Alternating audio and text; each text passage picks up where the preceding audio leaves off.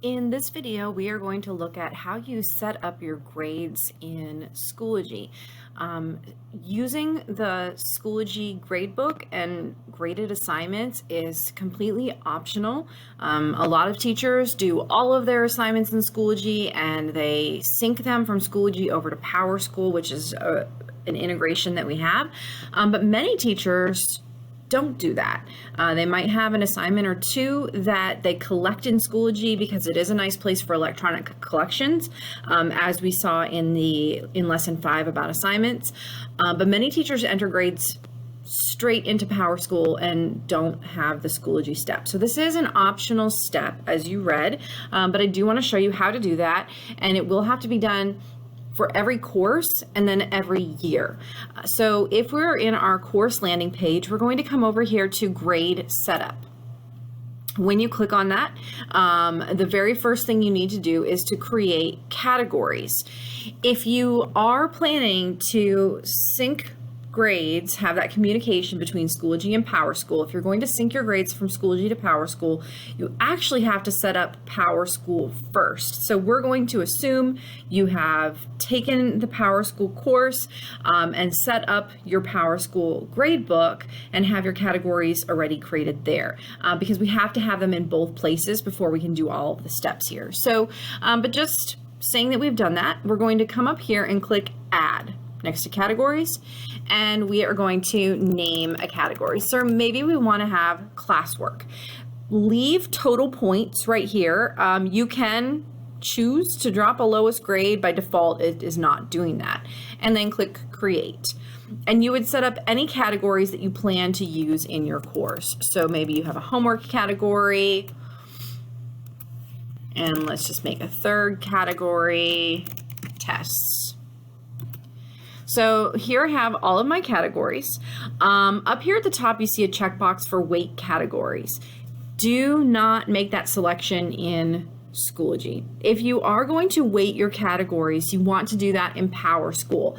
Otherwise, it will weight your grades in Schoology and sync over and weight them again in PowerSchool, which we don't want to do.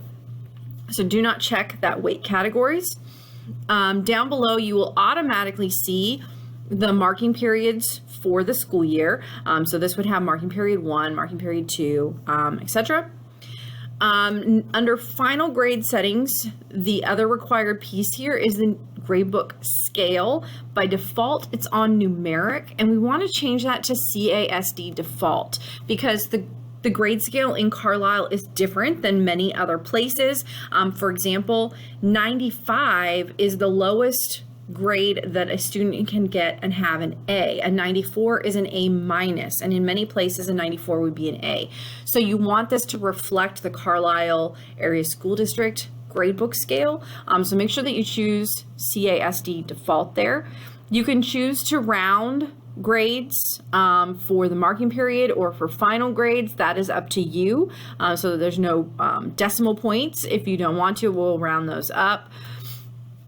There are some options for your gradebook. I honestly have never checked any of those off, but down here at the bottom under visibility settings, these are two checkboxes that I highly recommend checking. The first is hide overall grade in student grade report. And what that does is your students can see their grades for individual assignments in Schoology, but it's not going to tell them you have a 95 in Algebra 2. And this is important because if you have any grades in PowerSchool that are not in Schoology, their grades will not match. So we really recommend that you hide their overall grade and also hide grading period grades in student grade report.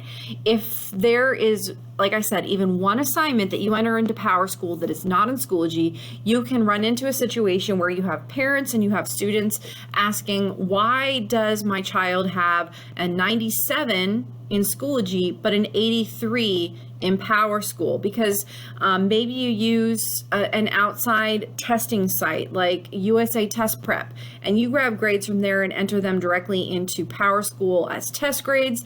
Those are counting for more, maybe because of how you set up your grades, and so their grades do not reflect in the two places. So visibility settings, highly recommend clicking these two boxes down here at the bottom, and then you would click Save Changes. Again, you will have to do that grade setup for all of your courses. You might have different categories in different courses. That's all dependent on how you are organizing your content and what you are teaching, but you will set up your grades for each of the individual courses as you start each new school year.